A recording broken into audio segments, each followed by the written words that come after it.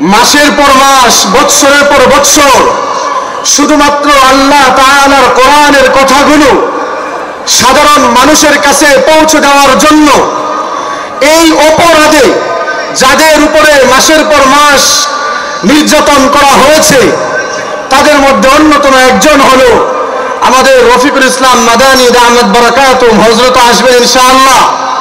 আমি আজকের এই প্রোগ্রাম থেকে বাংলাদেশ সহ পৃথিবীর যত জায়গা থেকে আমার সোনার বাংলার মুসলমান ভাইরা এই প্রোগ্রাম কি দেখছেন, আমি সকলকে অবগতর জন্য জানানো চাইতেছি ইসলামকে নিয়ে যারা কটূক্তি করে, ইসলামের বিরুদ্ধে যারা কথা বলে, এমন কিছু বুদ্ধিজীবী যারা জীবনে ইসলাম সম্পর্কে ঠিকমতো স্টাডি করে নাই, ইসলাম সম্পর্কে প্রকৃতপক্ষে যতটুকু নলেজ রাখা দরকার ওই পরিমাণ নলেজ তাদের নেই, তারপরেও যারা ইসলামকে নিয়ে কটূক্তি করে, উলামায়ে কেরামদের বিরুদ্ধে কথা বলে, উলামায়ে কেরামদের সাথে বেয়াদবি করে, পরিষ্কার ভাষায় বলতে চাই কোন হক্কানি আলেমের সাথে বেয়াদবি করবেন না। কারণ হক্কানি আলেমদের সাথে যারা এই পর্যন্ত বেয়াদবি করেছে কেউ এই দুনিয়াতে ভালোভাবে টিকতে পারে নাই। যারা এই বেয়াদবি করেছে প্রত্যেকেই ধ্বংস হয়ে গেছে। এখন পর্যন্ত বেয়াদবি করে এই জমিনে ভালো আছে এমন কোন নাস্তিক, এমন কোন বেঈমান, এমন কোন ইহুদি খ্রিস্টান এই পৃথিবীতে জমিনে নেই। প্রত্যেকেই ধ্বংস হয়ে গেছে। কারণ আল উলামা ওয়ারাসাতুল আম্বিয়া, উলামায়ে কেরাম হলো নবীর ওয়ারিস। আমরা নবীজিকে দেখি নাই, নবী রাসূলদেরকে দেখার সুযোগ আমাদের হয় নাই, কিন্তু এই উলামায়ে কেরাম যারা দ্বীনের কথা বলে, ইসলামের কথা বলে, কোরআনের কথাগুলো মানুষের কাছে পৌঁছে দিচ্ছে, মানুষকে ইসলামের প্রতি আহ্বান করতেছে, তাদেরকে যদি অত্যাচার করা হয়, তাদের কণ্ঠকে যদি স্তব্ধ করে দেওয়ার চেষ্টা করা হয়, মনে রাখতে হবে তোমার কণ্ঠ স্তব্ধ হয়ে যাবে, তুমি স্তব্ধ হয়ে যাবা, তোমার 14 গোষ্ঠী স্তব্ধ হয়ে যাবে। মনে রাখবা কোন আলেমের কণ্ঠকে স্তব্ধ করতে পারবা না।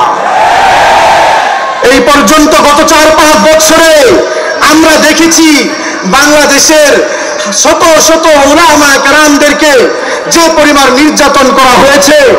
এমন একজন ব্যক্তি যিনি আগামীকালকে আপনাদের এই প্রোগ্রামে আসবেন, আল্লাহ তাআলা হযরতকে এত উঁচু মাকাম দান করছেন, তুমি বাংলাদেশ থেকে চলে যেতে বাধ্য করেছো। তাতে কি হয়েছে? পৃথিবীর সমস্ত এমন দেশ, এমন পার্লামেন্ট যেগুলিতে তোমাকে নিয়ে কথা হয় নাই, কিন্তু মিজানুর রহমান আজহারিকে নিয়ে কথা হয়েছে।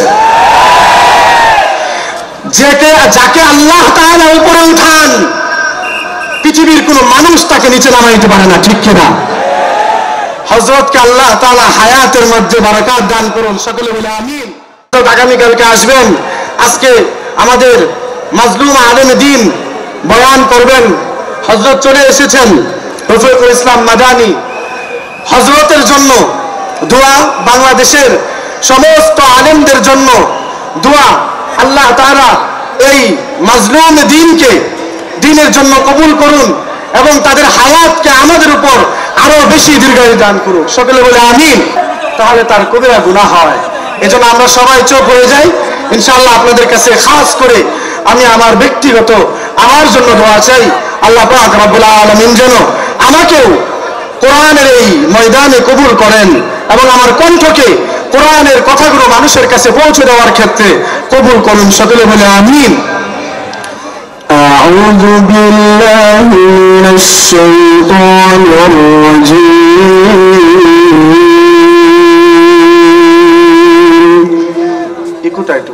Eco sound.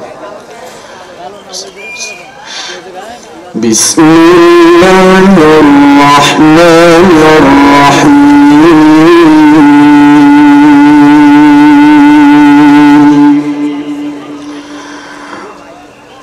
سبحان الذي أسرى بعبده ليلا من المسجد الحرام إلى المسجد الأقصى ليلا من المسجد المسجد الحرام إلى المسجد الأقصى الذي باركنا حوله لنريه من آياتنا إنه هو السميع البصير.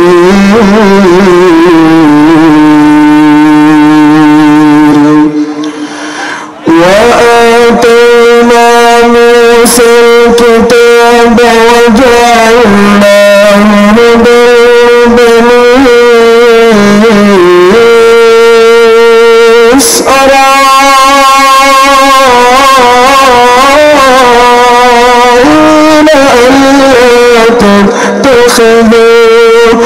ألا تتخذوا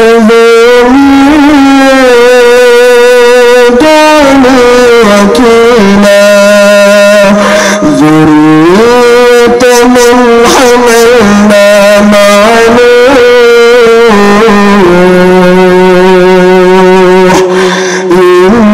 إنه كان عبدا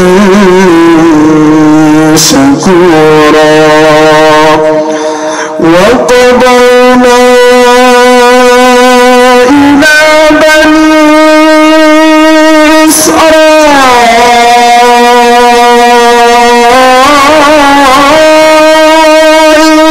في الكتاب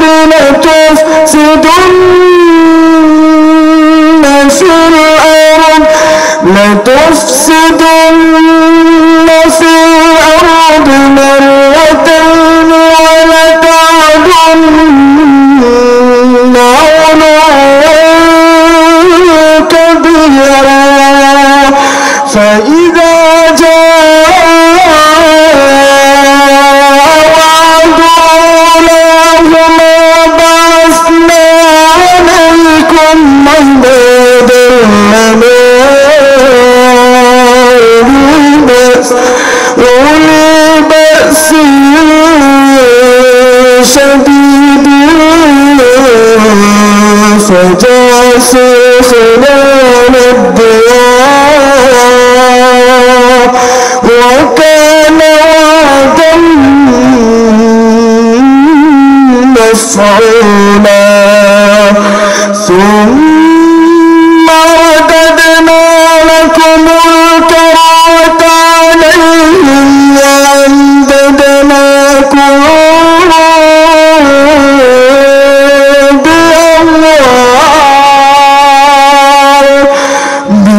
بأموال وبنين وجعلناكم أكثر نفيرا. إن أحسنتم أحسنتم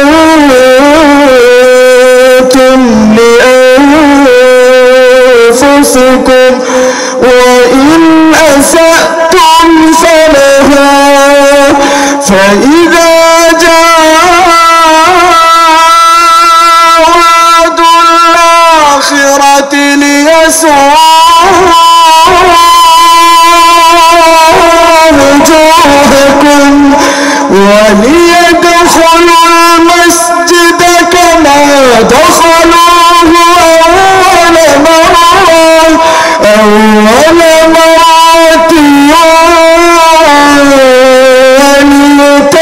وليتبروا ما علوا تتبيرا.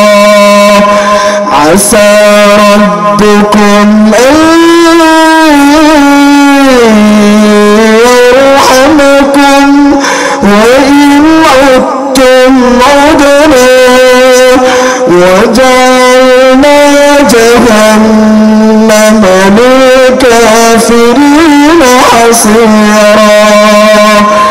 إن هذا القرآن يهدي للتي هي أقوم ويبشر المؤمنين الذين يعملون الصالحات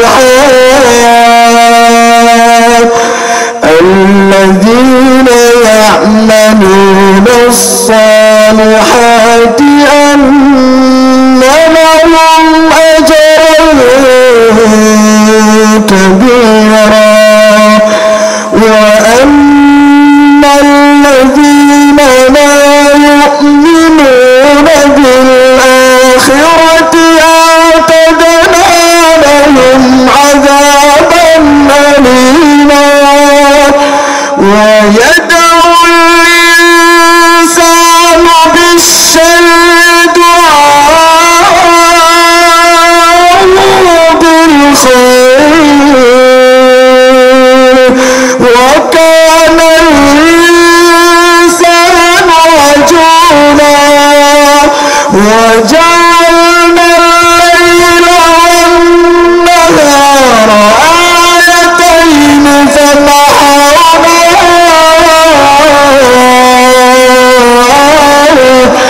فمحونا آية الليل وجعلنا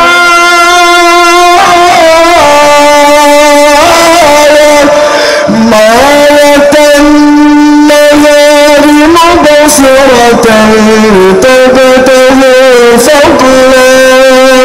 فضلا من ربكم ولتعلموا عدد السنين والحساب وكل شيء فصلناه تفصيلا وكل إنسان ألزمناه طائره في عنقه ونخرج له يوم القيامة كتابا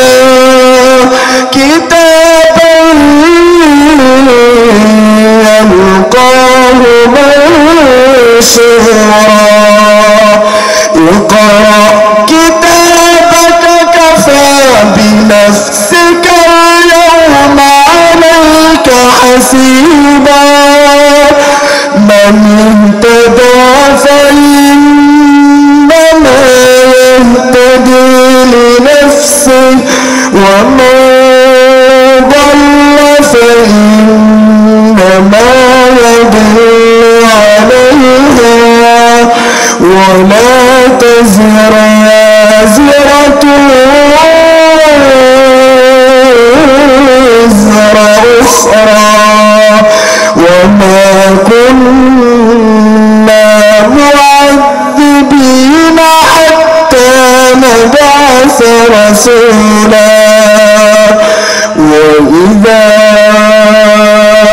أردنا أن نهلك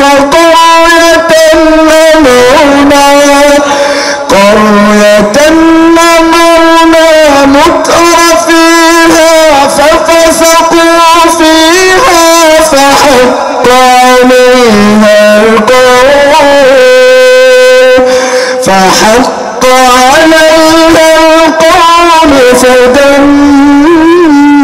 فدمرناها تدميرا وكم أهلكنا من القرون من بعد نوح وكفى بربك بذنوب عباده خبيرا بصيرا بسم الله الرحمن الرحيم لا يستوي أصحاب النار وأصحاب الجنة أصحاب الجنة هم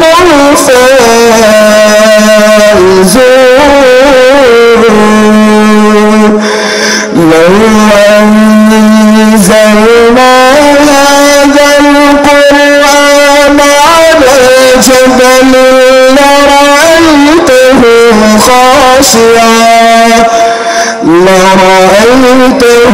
خاشعا متصدعا من خشية الله وتلك الأمثال نضربها للناس لعلهم يتفكرون هو الذي لا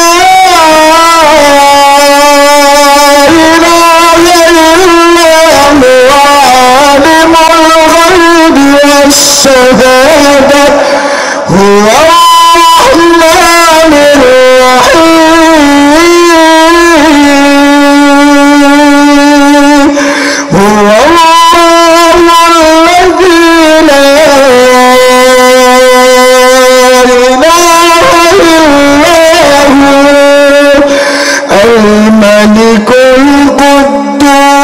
السلام المؤمن المهيمن العزيز الجبار المتكبر سبحان الله عما يشركون هو الله الخالق البارئ المصور له الأسماء الحسنى يسبح له ما في السماوات والأرض وهو العزيز الحكيم